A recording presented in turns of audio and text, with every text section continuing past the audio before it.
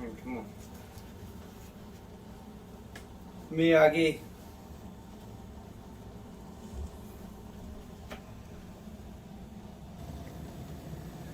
Alright, so here we are, Miyagi's enclosure. As you can see, she's down there covering dirt. I'm pretty sure she laid. Go ahead and get a shot of her. Pretty sure she laid some eggs. You lay some eggs, Miyagi? I always cut this video short of the details of setting up eggs for egg incubation. I'm going to go into a little bit more detail today. If we have eggs, I could be wrong. I could be just, watch out, Miyagi. Yeah, she's being kind of defensive. I'm pretty, oh, she had that covered with dirt. Just went all over me. I got the gloves on because I don't have my little shovel, and I just got all kinds of little monitor scratches and stuff on my hands. So it's to protect my hands from just rubbing them raw against the dirt, sand substrate. Come on, Miyagi. She looks like she's still got them. But I've been tricked before. Get on out of here. Her belly's pretty big. I hope I didn't just disturb her through nesting. I seen her right down in here last night though, so let's see. Oh, there we go. Right there, guys. You see that white egg? That is an egg. Let's see here. Let's dust some off.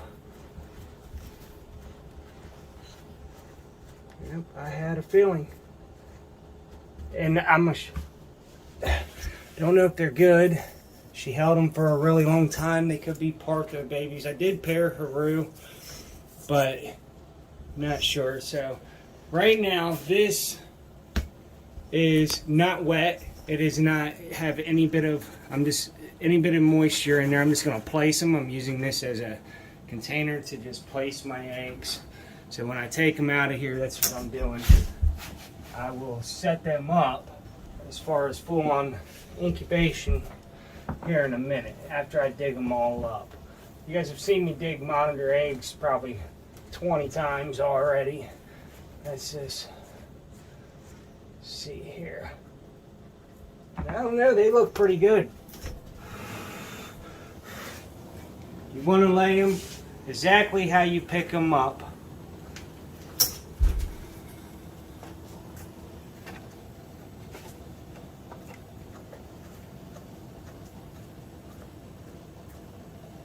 That one there, pretty.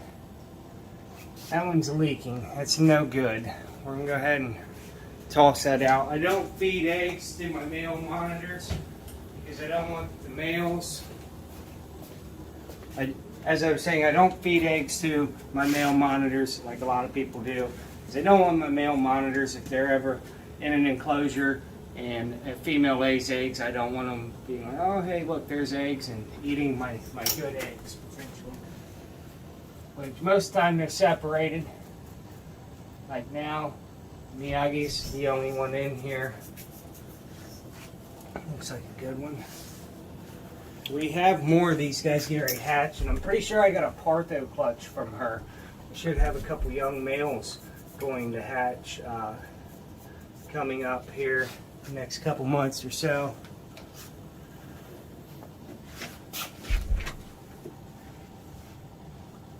Yeah, she'll trick you because she still looks fat, guys. Now there's a slug. See how it's soft and just no form to it. I bring this trash can over. Pretty sure we're going to have some more slugs. Her pairing is a cross, so the fertility rate is not as high. Any cross locality or hybrid pairing is not going to be as yielding as if you do a pure, in my opinion. I think it may be proven scientifically. I'm not sure. Don't care really. I just breed monitors. Miyagi.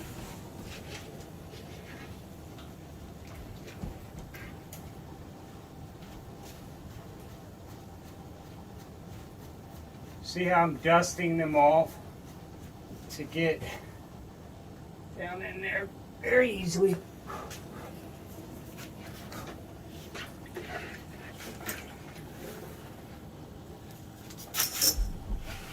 I don't want to do this pairing a whole lot. I don't want to over flood the market with locality cross stuff, especially with this Philippine based locality. Reached out to a friend of mine, Mike Stefani. He does some pure coming eye stuff. I really want to get a pure male. But hey, if I got the Partho babies, I might have to tell him I got to cancel out on him because they're pretty much guaranteed male. I think that's what we got. We'll still dig around.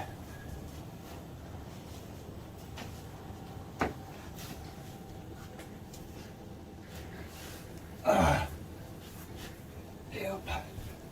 Alright, I'm going to go ahead and cut for a second. Cut it. Alright, so I just wanted to give you guys a good shot of Miyagi after nesting. So don't let your nesting females fool you that they did not lay. She's just a hefty monitor now, I guess. She looks like she still got eggs. She could still have eggs, but I really think that was her nest. She was done. She was burying it. We might find a couple slugs later on in the water or something, or back in the nest box if there's anything left in there. Been waiting on her to nest because I'm going to do part of this out with universal rock and make this just a little more naturalistic for her. I'll probably end up redoing this barrier for the nest bin. Yep, so that's that. Now I'm going to show you guys how to set these eggs up.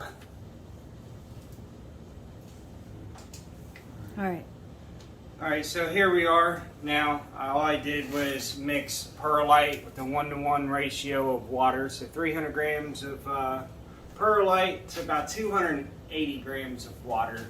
I always would rather add more water later if I have to, rather than having them too wet. I mix them with water that is around 86 degrees, 86.4 there. The excess water, I'll show you what I'm going to do with that here in a minute. We have what looks to be 8 good eggs, so I'm going to put 4. First, I'm going to put my mark. I already dusted them off. This is the exact way the eggs was laid, hopefully, to the best of my knowledge. So I'm going to mark the top, just so I know what way is up. Of course, you know, if you guys haven't done any other species before, I recommend, you know, doing a little ball python project or something just to get the concept of it before you get some, you know, higher end, harder to incubate monitor eggs. So what I do with these, I actually am going to bury these guys down in there. I'm going to put 4 to each container. Give them room for growing. Don't want to bury them all the way down in there just yet. Be careful, don't shake the egg around like I'm doing. It's really not good. Kind of dig it out. You can maneuver it in there a little bit. Just be gentle. And I'm going to cover the top of them. Just very lightly. There's that. So, we're actually not going to do this second one just yet. I just want to make the video shorter. Okay, so as you see, this one here has holes in the sides, and you put the lid on the top here. But first, I'm going to set this in there. Put the lid of one of these. This has a little dirt on it. You want your incubation containers to be as sterile as possible to avoid mold and stuff like that. So I'm going to take my cup, get the 86 degree water here, and put some in here until it barely floats. You don't want to overdo it because with your holes on the side you'll flood your incubation container.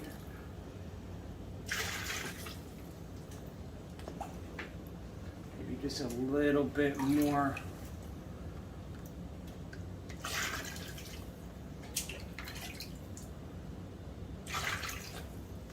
So when you put the lid on, Yep, that's about right.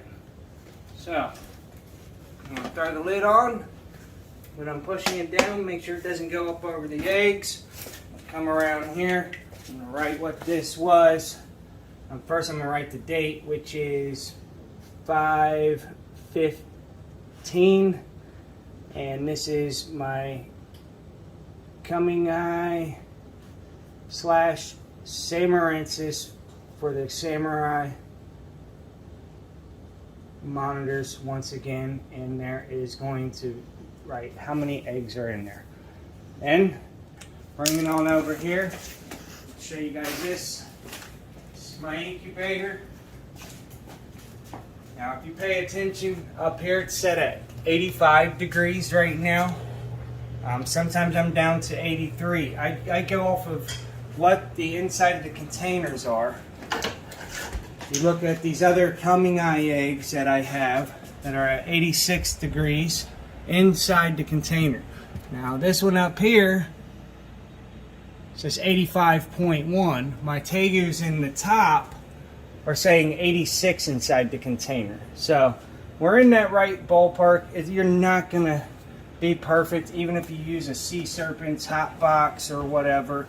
And you know, just you're not ever going to be 100%. That's why I recommend, and then this one here says 84. I recommend having multiple thermostats and multiple different temperature gauges. I even have this glass one, and that's right at like 85. So that's where the incubation thermostat is set to, is 85, but it's going to fluctuate a little bit, and it's not bad as long as you stay in that 82 to, I want to say at the highest, 87 degree range. I recommend between 84 and 85. I've seen the best results.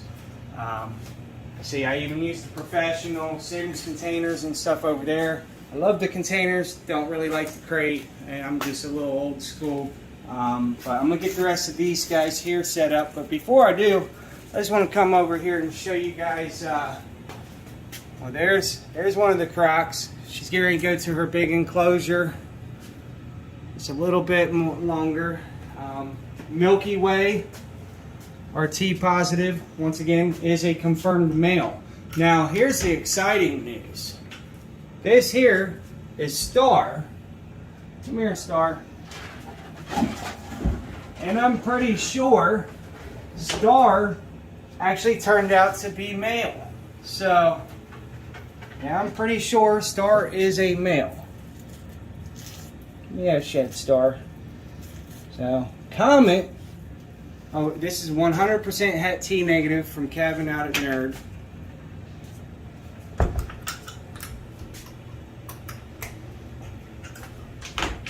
Comment right here, I believe is female. You can see the difference in the eye structure, which what I'm looking at though is the tail taper. Very fast taper compared to Star over there. So I might have to switch your names. Maybe this will be Star and that'll be Comet, but they kind of know their names a little bit. So if everything goes right, these are, you know, well over a year old at this point. So I'm hoping to be breeding them, you know, 2023 sometime, and hopefully hatching our first T negatives here by the end of 2023. Now our T negative, as long as that's a pair, she will never be paired to one of them. I don't want to, you know, flood the market with T negatives. I might take one of the babies to her, one of the visuals, to make like the super form of T negative, which is like what I believe they're calling snowblind. Kind of like T positive. T positive makes your ghost when you're doing visual to visual, kind of like line breeding. What I have planned for her is a little secret. Just key in the words, it's going to be some double het stuff. That's her main purpose in our projects. Visual is always best when you're wanting to make double hets. So I have some other awesome raise up stuff that it's going to be pretty awesome. So stay tuned, reptilian exotics. Stay tuned, my reptilians, and I will see you next time. Please be sure to like and subscribe to the video. You know, wish Ember the best of luck with her gestation period, or you know, her pregnancy. She's actually getting ready to move back to her enclosure, or I'm debating on trying to keep them together while nesting if I can avoid, because it was just really hard to get them guys to pair this time. I might fill this up and just keep that, you know, keep them cohab. They won't be as reproductive, but at this point I have so much other stuff coming up, I'm not really worried about just, you know, mass producing my pure Sumatrans anymore. They just get too big. And possibly using this enclosure over here for my crocs instead of having to build the upstairs enclosure. So let me know what you guys think about that. And like I said, please like and subscribe to this video, and I will see you later, my reptilians.